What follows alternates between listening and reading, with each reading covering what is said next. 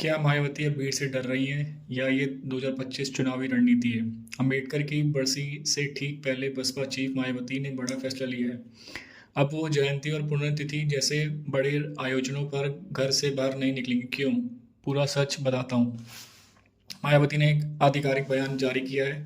इसमें कहा गया है कि अब वो जयंती, पुण्यतिथि, बरसी जैसे बड़े सार्वजनिक कार्यक्रमों में फिजिकली शामिल नहीं होंगी।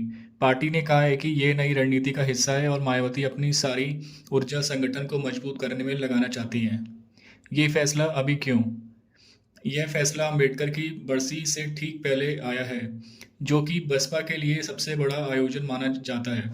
इस वक्त दो बातें चल रही हैं। दलित वोट बैंक में संद सेंध यूपी में बसपा का पारंपरिक वोट बैंक लगातार खिसक रहा है।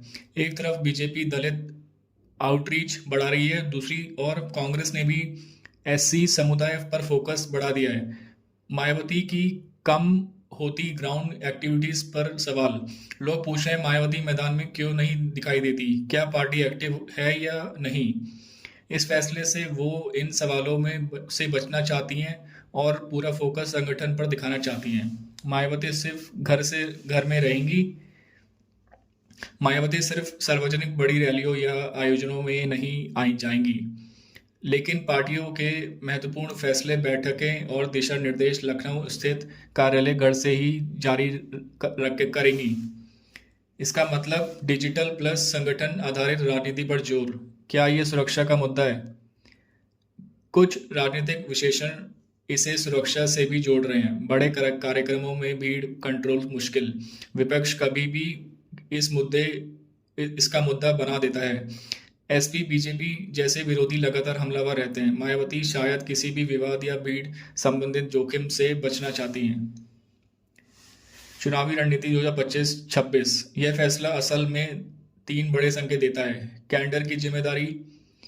आप बसपा में पन्ना प्रमुख जैसे मॉडल पर जोर होगा। बूथ स्तर पर बदलाव, मायावती नहीं संगठन चलेगा। सोशल मीडिया और डिजिटल प्रचार पर फोकस।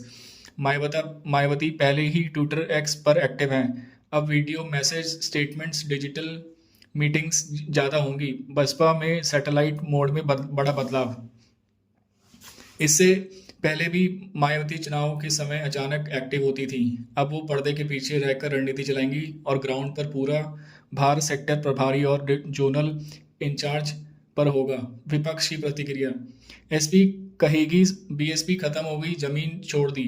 बीजेपी कहेगी दलित वोट पूरी तरह हमारे पास आया। कांग्रेस बोलेगी बसपा सिर्फ बयानबाजी की पार्टी रह गई है।